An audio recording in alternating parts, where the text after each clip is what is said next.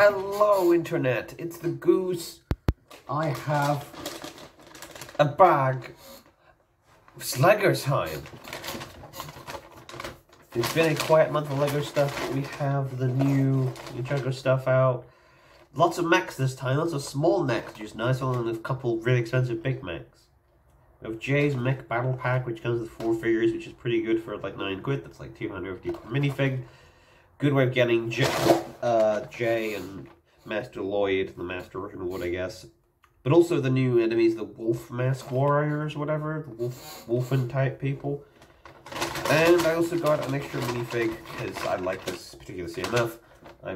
There's quite a few pieces out of this set that I actually want for various reasons. We'll get into it as we get into it. I already have the Noir Detective. I picked him up last week with another set that I bought. No, I bought some minifigs for something you'll see later, hopefully. But we've got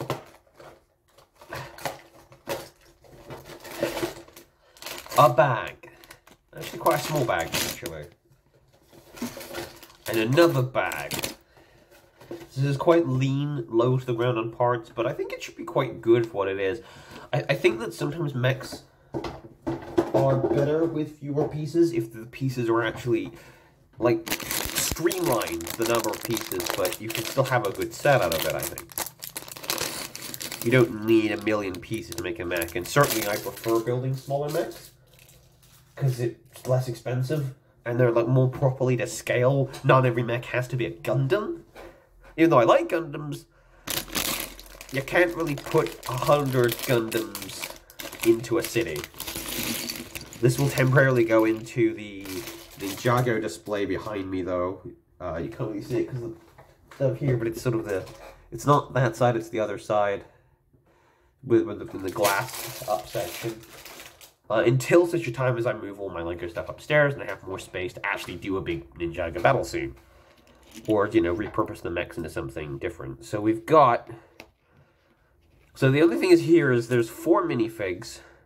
So finding the right pieces for each minifig is going to be a little annoying. But I'm pretty sure we have... Well, there's Lloyd. With his, I think he gets, well, does he get a particular type of sword? There's a few sort of yellow, golden katanas. Actually, yeah, it's a slightly different sword to usual. So he has more like a scimitar or a saber, perhaps. More like a curved affair rather than your traditional standard katanas that you also get in the set.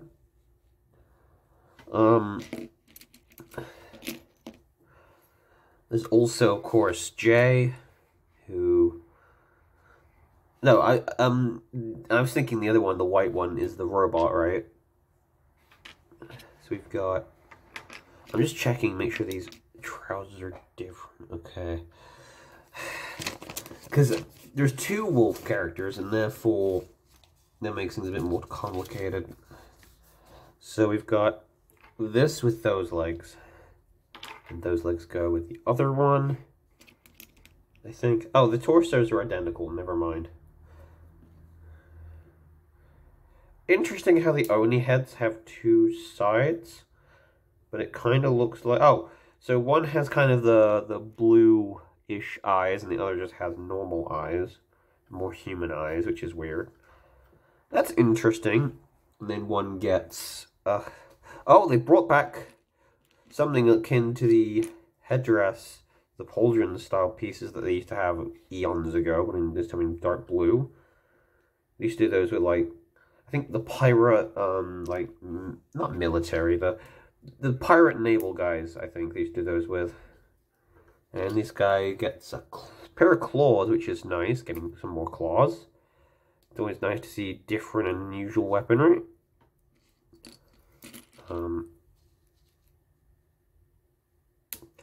So the guy gets claws. You can't really see his head. I mean, I guess with a helmet, but you don't necessarily have to have a helmet, I guess. We have a variation on the standard hood. It's more like a Jedi style hood, I guess. Specifically, like a later Jedi style hood. Rather than the closed off hood piece. This might actually do, if I can get this at black, that would be quite useful for doing a certain thing I want to do later. I don't think they've done it in black, though.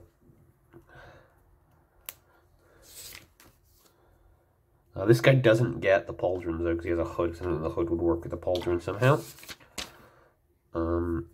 We also have our golden boy. Oh, I've given him the wrong legs here. Oh, they do actually have basically identical legs, I just didn't realize. So these, it's weird to see Jay, and is it Jay? I think, yeah, to get like a different color of legs. Where's his head going? So he gets either his normal head or this, like, electric mask. Man makes it like a fucking early superhero, I guess. That's Lightning Boy. Don't think he gets any particular because he has the mech, but to put on him, you get that. And this often comes with these sort of things. So the mini, it's just good for a minifigs pack. I mean, you could probably replace Lloyd's head with literally any other minifigure head and just turn him into just another generic samurai or whatever. It is cool seeing the different head pieces, though. I guess the masks do have slight variations. The cowls have like slight different variations from series to series. But it does still, to me, still feels a little samey at times. But I'll be returning when we get to the main build. And we are back. Here is the set. It's actually, I think, probably one of the smallest mechs I've built. It's not a poly bag. But I think it really works because it's really low to the ground. It uses very few pieces to make the legs and arms. Even to the point where we're using these sort of new armor panel pieces. We're using 2 or 3 pieces per thing. And it means you can keep the arms really light. So it kind of feels more like, I guess, like a suit of power armor rather than a mech. Even though, obviously, it is a mech because it's like twice, 3 times the size of a human. It feels like kind of the same kind of way. Very sort of thin, but in a way good, because that would make it a lot more maneuverable than, say, some big clunky boy. Kind of more like a size house kind of thing, you know? Not every mech has to be massive, and this is just the right size for a little guy, you know? And it doesn't use any stickers, just one print on the front, and that's all you need, really. You got these gold bar pieces, if you ever want like a stupid amount of gold bars, you can get a couple of those from here. The weapon piece is pretty cool. You know, sort of it harkens back to the year of Bionicle, honestly. We got this sort of like blade piece. And I like how it's held like an actual weapon would be held rather than just, you know, part of the arm is sword. And even the gun here looks like it's actually a hand that's also a gun rather than just being a gun. I mean, it is just a gun, but aesthetically it looks almost like the different hands or fingers, almost, you could imagine. But it's very light, it's very low on the ground. You can even have Lloyd attached to the back, almost like he's hanging on for dear life. He wasn't hanging on hard enough. Well, he's gone now. He has disappeared. He has vanished. Well, 1 second. There we go. I appreciate that the edit, that's gonna look very janky, but there you go. I have him sort of attached to the back. Just be careful that he doesn't fall off immediately. Just sort of, just a guy around the back. I'm gonna have to remove his sword, like I just did. So it's nice to have those 2 studs on the back. That gives you some options. I also like the use of light yellow pieces for these like light yellow pieces. You can see them some on the arms as well, and a couple on the feet. It's a nice accent color. It goes vaguely by the rule of 3 main colors, and it works. I think it genuinely works. You got a good range of motion. You know, even though you can't really raise his arms, I mean you can. I guess you could adjust and rotate, and a good full range of motion.